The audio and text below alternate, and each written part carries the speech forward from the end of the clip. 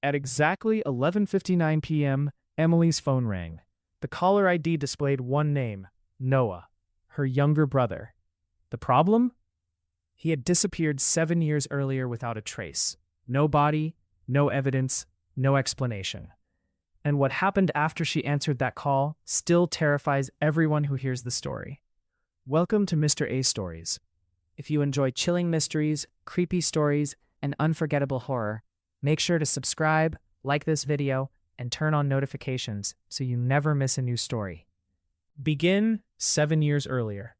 Emily and her 16-year-old brother Noah went camping in the Black Ridge Mountains. It was supposed to be a simple weekend trip. The weather was perfect. The forest was quiet. Everything seemed normal. Until Noah disappeared. One moment he was collecting firewood. The next, he was gone.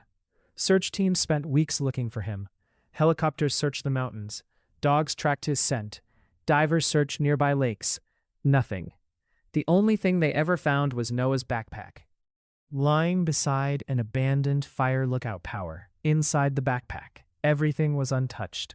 His wallet, his jacket, his flashlight, even his phone charger. But his phone was missing. Eventually, the case went cold. Life moved on, but Emily never stopped wondering what really happened.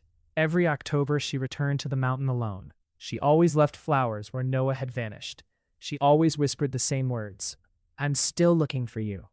For 7 years, nothing happened, until one rainy night. Exactly 11:59 p.m., her phone rang. The screen displayed one impossible word, Noah. Emily froze. She stared at the screen until the final second. Then she answered. Silence. Not static, not breathing, just complete silence. Then, a whisper. Emily.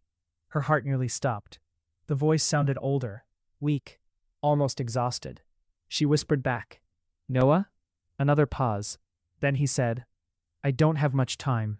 Tears filled her eyes. Where are you? Silence. Then one chilling sentence. Answered. The line immediately disconnected.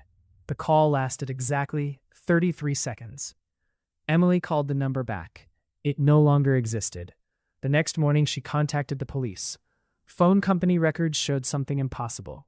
According to their system, Emily had never received a phone call that night. Yet the call still appeared on her phone. No one could explain it. Emily knew there was only one place to find answers, the mountain. She drove there that same evening. Road. The abandoned lookout tower still stood above the trees. As she walked up the trail, she noticed something strange. Fresh footprints, bare feet, leading uphill. Despite the freezing weather, she followed them. The deeper she walked, the quieter the forest became. No birds, no wind, no insects, only silence. She finally reached the tower. The footprints ended at the entrance. Inside, everything was covered with dust, except for one object, a flashlight. It looked brand new. Note. Emily slowly opened it.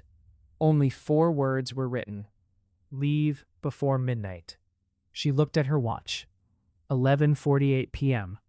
Then, footsteps echoed above her. One step, another, then another. Someone was walking upstairs. Emily grabbed the flashlight. She slowly climbed the stairs. The upper room was empty. But something outside caught her attention. Hundreds of tiny lights floated between the trees. At first, they looked like flashlights. Then, they all stopped moving. Every single light turned toward the tower. Phone vibrated. A text message. From Noah. It contained only 3 words. They see you. Suddenly, every light disappeared. Darkness swallowed the forest. Then her phone rang again. No caller ID. She answered. Noah whispered only one word. Run. A massive bang shook the tower. Then another. Something slammed into the walls from outside. Wood cracked. Windows rattled. Emily sprinted downstairs. The front door wouldn't open. Another crash. She threw her shoulder against it. The door burst open. She ran into the forest without looking back. Behind her, footsteps. Slow, heavy, always the same distance away. Never closer, never farther. When she finally reached the road, a passing truck stopped. The driver asked why she was alone in the mountains after midnight. Emily looked back. The forest was completely silent. Nothing was there. The next morning, police searched the tower. There were no footprints, no flashlight, no note, nothing. It was as if no one had been there for years. Months later, Emily received one final voicemail. No voice, only slow footsteps, climbing wooden stairs. Then a whisper. "Thank you for answering." The recording ended. To this day, no one knows who called Emily that night, or what was waiting for her in those woods. If you enjoyed today's story, don't forget to like, subscribe to Mr. A Stories, and let us know in the comments. Would you answer a phone call from someone who disappeared years ago? Until next time,